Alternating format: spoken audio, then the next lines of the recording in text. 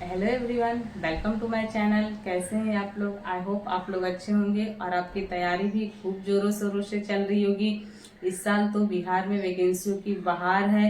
शायद वो इलेक्शन की वजह से है या फिर कुछ और वजह से, लेकिन इस साल आपको अपनी तैयारी एकदम मजबूत रखनी है।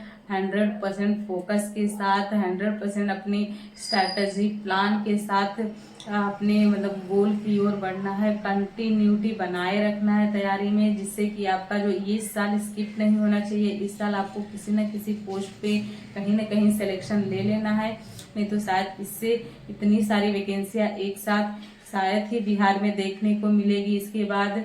और अभी तो कंटिन्यू बहुत सारी वैकेंसी है। आप किसी में भी अपने लिए पढ़ाई कर सकते हैं। और ये है कि आप ये डिसाइड कर ले कि आप किस वैकेंसी के लिए फिट बैठ रहे हैं, क्योंकि अभी तो बहुत, जैसे बिहार CGL 4 की वैकेंसी है, बिहार इंटर लेवल का जो है उसमें भी वैकेंसी बढ़ा दी गई है, तो आप उसकी भी तैयारी कर सकते हैं। शायद अभी उसका तो एग्जाम अभी होने में टाइम है, लेकिन आप उसकी भी तैयारी 100% फोकस के साथ करते रहिएगा, तो शायद इस साल नहीं अगले साल तो उसका एग्जाम जरूर हो जाएगा और सिलेक्शन हो जाएगा।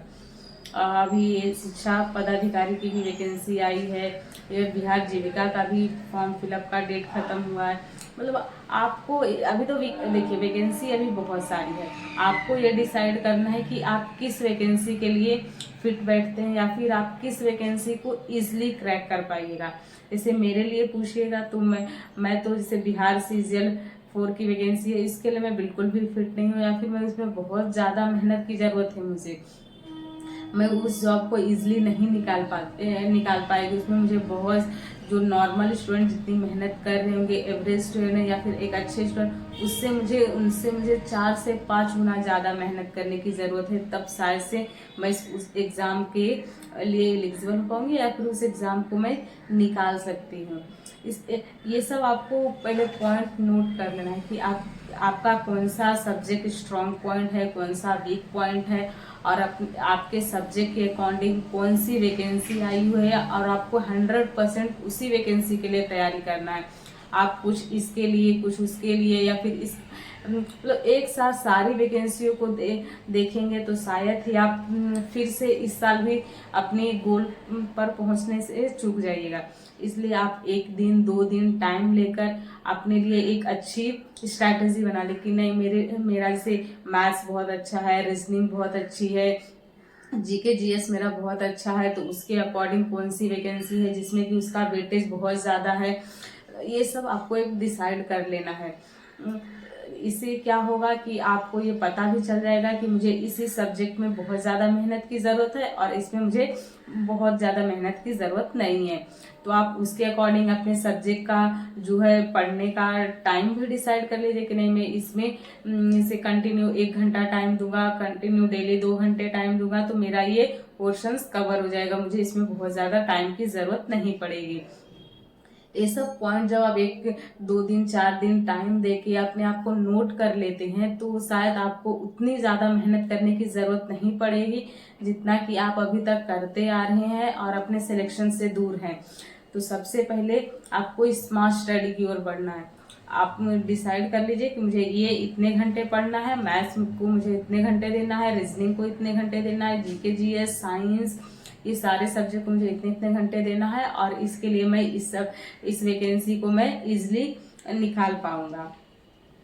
अभी मुझसे पूछेगा तो मैं ये सब वैकेंसीज के लिए मैं बहुत ज़्यादा मेहनत, आप लोगों से 4 से 5 गुना ज़्यादा मेहनत करूंगी, तब जाके मैं उस वैकेंसी को निकाल पाऊंगी। हाँ, लेकिन अगर अकाउंटेंट की कोई वैकेंसी है जिसमें कि ये अकाउंट्स के ऑडिटिंग, GST, ये कॉस्टिंग वगैरह के क्वेश्चन आएंगे, तो मैं इजिली उसको डेली 2 से 3 घंटा पढ़ के भी मैं वो इस एग्जाम को स्टूडेंट से अच्छे से क्रैक कर पाऊंगी, क्योंकि मुझे पता है मेरा जो कॉमर्स का पॉइंट है बहुत ज़्यादा स्ट्रांग है।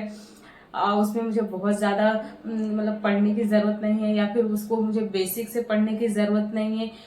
बेसिक उसका एक बार मेरा क्लियर है, तो मुझे उसमें बहुत ज़्यादा टाइम की ज़रूरत नहीं है। हाँ, लेकिन उसके साथ जो बाकी के सब्जेक्ट हैं, जैसे बिहार जीविका की बात करें तो उसमें मैथ्स के 9 क्वेश्चन आएंगे, तो मुझे उसमें थोड़ा सा टाइम ज़्यादा देने की ज़रूरत है एज कम्पेयर टू कॉमर्स। ऐसे ही आपको निकालना पड़ेगा कि आपके सब्जेक्ट के लिए, मतलब आपके वैकेंसी में आपके सब्जेक्ट के लिए कौन कौन से वीक पॉइंट है, आपको इसमें कितनी ज़्यादा मेहनत की ज़रूरत है।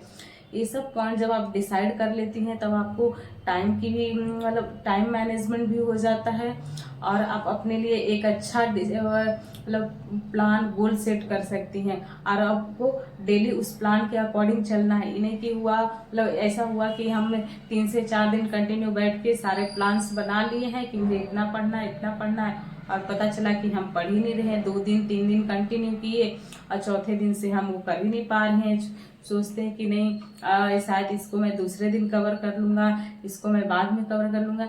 ऐसा बिल्कुल नहीं है। अगर आप 4 घंटे का प्लान किए हैं स्टडी के लिए तो 4 घंटे आपको देना है, चाहे आप जब भी दे। ये आपको डेली देना है जब तक कि आपका सिलेक्शन नहीं हो जाए, जब तक आपकी सिलेबस पूरा नहीं हो जाता है, फिर आप सिलेक्शन नहीं ले लेते हैं। क्योंकि हम आधे घंटे पढ़े, 1 घंटे पढ़े या फिर 8 घंटे पढ़े, ये ज़्यादा मैटर नहीं करता है। मैटर ये करता है कि हम अपने सब्जेक्ट में कितनी कंटिन्यूटी बनाए रखे हैं। एक दिन हम 8 घंटा 10 घंटा पढ़ लिए, किसी का वीडियो सुन लिए, किसी कोई मोटिवेशन वाली बुक पढ़ लिए और 10 से 12 घंटे पढ़ लिए, ऐसा हम 2 दिन 4 दिन कर लिए, लेकिन 5वें दिन से हम नहीं कर पा रहे। तो ये गलती बिल्कुल भी नहीं करनी है, इस साल तो बिल्कुल भी नहीं करनी है। आप डिसाइड कीजिए कि नहीं, मैं अपने टाइम के अकॉर्डिंग 4 घंटे ही पढ़ूंगा, क्योंकि मेरे पास इनफ टाइम 4 घंटे है। जो भी मेरी तरह हाउसवाइफ है उनके पास बहुत ज़्यादा टाइम नहीं होता है, क्योंकि उन्हें अपने बच्चों को देखना होता है, अपनी फैमिली को देखना होता है, अपने घर को टाइम देना होता है, क्योंकि उनको सारी चीज़ें एक साथ मैनेज करके चलनी होती है। उनके पास बहुत ज़्यादा टाइम नहीं होता। वो 10 से 12 या फिर 8-9 घंटे पढ़ाई नहीं कर पाएगी, और कर भी लेगी तो 2 दिन 4 दिन ही कर सकती, क्योंकि ऐसे उनका हेल्थ खराब हो जाएगा। तो वो 4 से 5 घंटे ही अपने लिए बेस्ट टाइम निकाल पाएगी। तो वो 4 से 5 घंटे ही आपको डेली निकालना है। ऐसा नहीं कि आप 2 दिन 4 दिन निकाल लिए और आपका सिलेक्शन हो जाएगा। आपको वो अपना जो टाइम है डेली 3 से 4 से जितने भी घंटे आपको डेली निकालना है, डेली अपनी उतने गोल्स को, अपने टारगेट को पूरा करना है। फिर देखिए, आपको 6 महीने ऐसे कंटिन्यू कर लीजिएगा तो आप इजिली अपने सिलेक्शन पा लीजिएगा। अगर आप गलती से छूट भी गए, नहीं भी कुछ हुआ, तो एक मतलब एक्सपीरियंस होगा। आप तो नहीं कुछ करने से अच्छा आप कहीं कुछ किए होंगे, आपको कुछ लाइफ का एक्सपीरियंस होगा। तो ये सब सारी चीज़ें को आपको ध्यान में रखकर, अपने टाइम को मैनेज करके, अपने फैमिली को टाइम देकर आप ये सब चीज़ें कर सकती हैं। और ये वीडियो बहुत ज़्यादा लंबी हो रही है, तो अब मैं इस वीडियो को यहीं पर एंड करती हूँ। और आप मुझे बता सकती हैं कि इस वीडियो में मेरे से क्या गलती हुई, या फिर मुझे क्या सुधारने की ज़रूरत है। आप भी मुझे सजेशन दे सकती हैं। बाकी मैं मिलूंगी किसी नई वीडियो में और नए ब्लॉग, मतलब एक अच्छी स्ट्रैटेजी के साथ। और आपको मतलब मेरे अंदर क्या अच्छा लगता है और क्या खराब है, मुझे कमेंट सेक्शन में ज़रूर बताएं। और हाँ, मुझसे कोई हेल्प चाहिए होगा तो वो भी ज़रूर बताइएगा। तब तक के लिए बाय बाय।